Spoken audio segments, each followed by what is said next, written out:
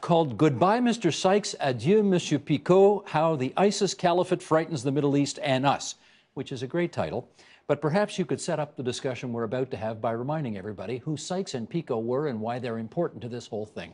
Mr. Sykes was a rather foolish British politician and regarded as such by the cabinet at the time, who with Monsieur Picot, who was a French civil servant, in secret in Paris and London, drew up during the First World War a map of the Middle East, deciding which countries would effectively own which parts of the old Ottoman Empire, now the Middle East Arab world.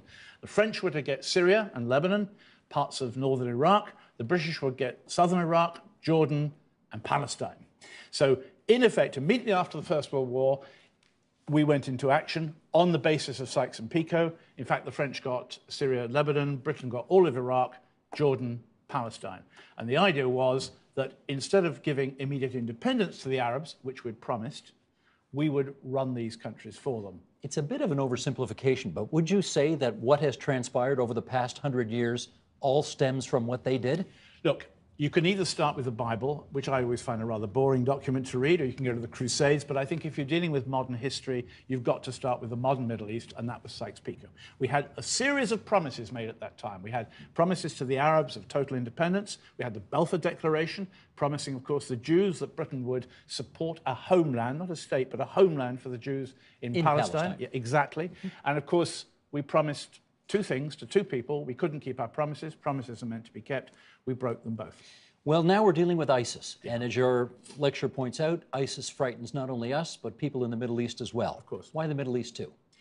Well, it's meant to frighten people in the Middle East because effectively what it's doing is saying goodbye to the nation-state system. Over and above the ghastly murders and the wickedness of showing, let alone actually committing these executions on television, this is an institution, a cult I've called it, which is clearly intended to win not just by suicide bombing, but by fear. I mean, the real use of the word terror, which has become a cliche, actually, terrorist, you can see it with ISIS.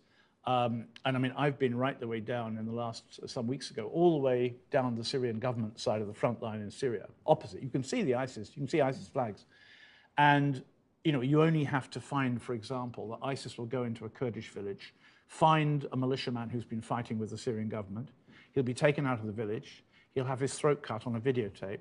And before they release the video to the Syrians or the world, they'll send a copy to the family to watch the execution of their own father or husband. But I've also read in your pieces, though, that you've spoken to people who say as long as you don't drink and as long as women dress modestly and you run your business and mind your P's and Q's, they'll leave you alone too. It appears to. I've got Iraqi friends in Lebanon who travel to Raqqa, which is the Syrian version of the ISIS capital, every 2 weeks. And they say as long as you don't mess with them and you don't work for the regime, don't smoke, don't drink, you can carry, you know, one of them is selling washing machines in Raqqa and comes back for new machines, take them from, there are ways across the front line. In fact, there's a bus that goes from the ISIS side to Damascus.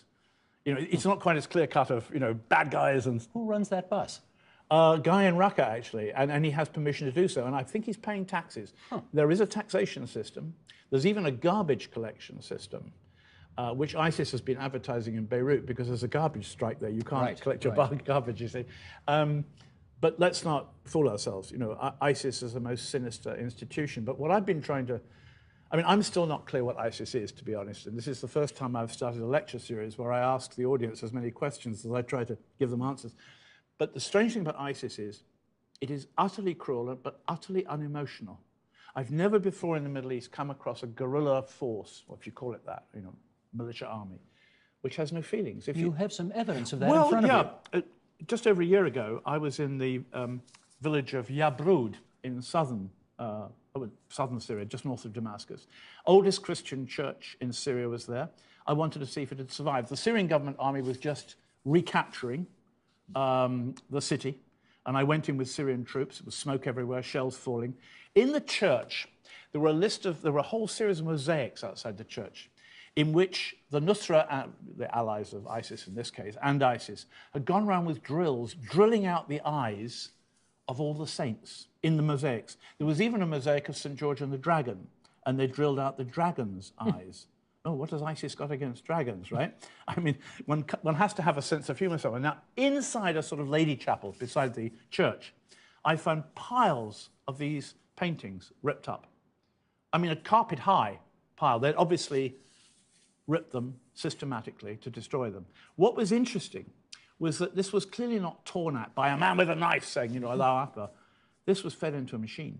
All these oil paintings of the saints. So what do you infer from that? Unemotional, they didn't care. They decided they would erase it. They didn't do so screaming infidel. They just said, this has to go. And you see, the point is the very first video they put out, this is ISIS, before we saw these terrible executions, the very first video, only shown in the Middle East, I saw it out there, was a video of a bulldozer destroying a sand berm, you know, a cliff of sand, which marked the original border between Syria and Iraq. And the camera panned down on a very poorly written piece of paper with biro saying, end of Sykes-Picot. They even know. Oh yes, they understood exactly.